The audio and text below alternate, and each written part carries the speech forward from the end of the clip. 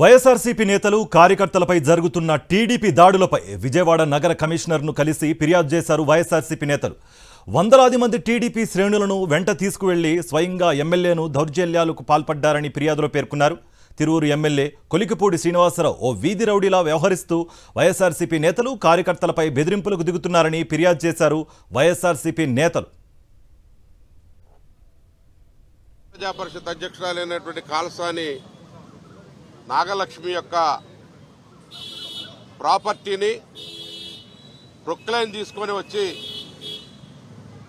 అక్కడ శాసనసభ్యుడిగా ఉన్న కొలికపూడి శ్రీనివాస్ దాదాపు 400-500 మంది వారిని వెంటబెట్టుకొని వాళ్ళ పార్టీ నాయకుల్ని కార్యకర్తలు వెంటబెట్టుకొని వచ్చి దౌర్జన్యంగా దాన్ని రూమ్ మొత్తం కూడా కూల్చివేయడం జరిగింది. ఒక శాసనసభ్యుడు బిహేవ్ చేయాల్సినటువంటి పద్ధతిలో లేకోకుండా అన్ని విషయాల్లో కూడా లీగల్గా ఆ డాక్యుమెంటేషన్ కానీ ఆ పర్మిషన్ కానీ గ్రామ పంచాయతీ నుంచి బిల్డింగ్ ప్లాన్ కానీ అన్నీ ఉన్నటువంటి సందర్భంలో ఇది అక్రమ కట్టడం అని ప్రకటించడమే కాకుండా ఏ నోటీసులు ఇవ్వకుండా డిపార్ట్మెంట్ వారంతా కూడా రెవెన్యూ అదేవిధంగా గ్రామ పంచాయతీ పోలీసు వారు అందరి సమక్షంలో ఒక వీధి రౌడీలాగా ఒక కర్ర పట్టుకొని వీధుల్లో విహారం చేస్తూ దుర్మార్గంగా వ్యవహరించినటువంటి పరిస్థితి తిరువూరు శాసనసభ్యుడు. ఈరోజు మంత్రిగా ఉన్న నారా లోకేష్ గారు ఆ రోజు ఎన్నికల ముందు చెప్పాడు, మీ దగ్గర ఎవరైనా 12-13 కేసులు ఉంటే కానీ మీకు నామినేట్ పదవులు ఇవ్వనని చెప్పని. ఆ మాటకి ప్రతి నియోజకవర్గంలో కూడా దాడులు జరుగుతున్నాయి. అందులో భాగంగా నేను తిరువూరు నియోజకవర్గంలో ఏకొండూరు ఎంపీపీ గారు నాగలక్ష్మి గారి ఇల్లుని దుర్మార్గంగా అక్కడ ఉన్న స్థానిక ఎమ్మెల్యే 100 మందితో అక్కడికి వెళ్లి జేసీబీ తీసుకెళ్లి దుర్మార్గంగా కూల్చేయడం ప్రయత్నం చేయడం అనేది ఇది చాలా బాధాకరం. లాండ్ ఆర్డర్ ఏమైపోతుందో అర్థం కావట్లేదు.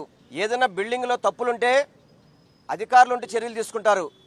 అన్ని రకాల అనుమతులున్న బిల్డింగ్ని కూడా జేసీబీని తీసుకెళ్లి స్వయంగా స్థానిక ఎమ్మెల్యే దాన్ని పడగొడుతున్నాడంటే ఇంతకంటే దుర్మార్గం ఇంకేమనుందా? ఒక మంచి పరిపాలన అందిస్తారు అని చెప్పని భావనలో మీకు అధికారం ఇస్తే నెల రోజులు కాలేదు. నెల రోజులు కాకుండానే ఆంధ్రప్రదేశ్ని బీహార్ కింద మార్చేశారు. శాంతి భద్రతల సమస్య ఉత్పన్నం అయిపోతుంది. శాంతి భద్రతలు ఉంటేనే సమాజం బాగుంటుంది, పెట్టుబడులు వస్తాయి. లేకపోతే ఎవరైనా సరే ఆంధ్ర రాష్ట్రం వైపు చూస్తారు. ఆ సూత్రం మీకు తెలియట్లేదా? ముఖ్యమంత్రి గారు, ఉప ముఖ్యమంత్రి గారు అదేమీ లేకుండా కక్షపూరితంగా తిరువూరు శాసనసభ్యుడే ఆ ప్రాంతానికి పోయి వారి మీద దగ్గరుండి ప్రతీకార చర్యలు తీసుకోవటం చాలా దుర్మార్గమైనటువంటి విషయం. దీన్ని గత 30 సంవత్సరాల్లో ఏ శాసనసభ్యుడు కూడా చేయనటువంటి ప్రవర్తన నిన్న ఆ తిరువూరు శాసనసభ్యుడు శ్రీనివాసరావు గారు చేయడం చాలా బాధాకరం. ఆంధ్రప్రదేశ్ ప్రజలందరూ కూడా తలదించుకునే పరిస్థితి అయినా నిన్న ఆ శాసనసభ్యులు తీసుకొచ్చారు. మీరు అల్టిమేట్గా మీరు గెలవడం కోసం, ప్రజలకు సేవ చేయడం కోసం వచ్చారు అంతే తప్ప ఆ ప్రజల మీద దండయాత్ర చేయడానికి కాదు. ఇవన్నీ కూడా రాష్ట్ర ప్రజలు చూస్తూ ఉన్నారు. తప్పకుండా కూడా రాబోయే రోజుల్లో తగిన బుద్ధి చెప్తారని చెప్పి కూడా మనం చేస్తూ ఉన్నాం. ఎవరైతే తెలుగుదేశానికి ఓటేయలేదో, మీరు మాకు ఓటేయలేదని కావాలని గొడవలు పెట్టుకొని ఈ యొక్క పన్నాగంతో వాళ్ళ మీద దాడులు చేయడం జరుగుతున్నారు. ఏదైతే నారా లోకేష్ కానివ్వండి, లేకపోతే వాళ్ళ పార్టీ నాయకులు కానివ్వండి, రెడ్ బుక్ అని చెప్పేసి ఎవరైతే ఎక్కువ కేసులు ఉంటాయో వాళ్ళకి మంచి పదవులు ఇస్తానని చెప్పేసి నాయకులు కావాలని చెప్తున్నారు.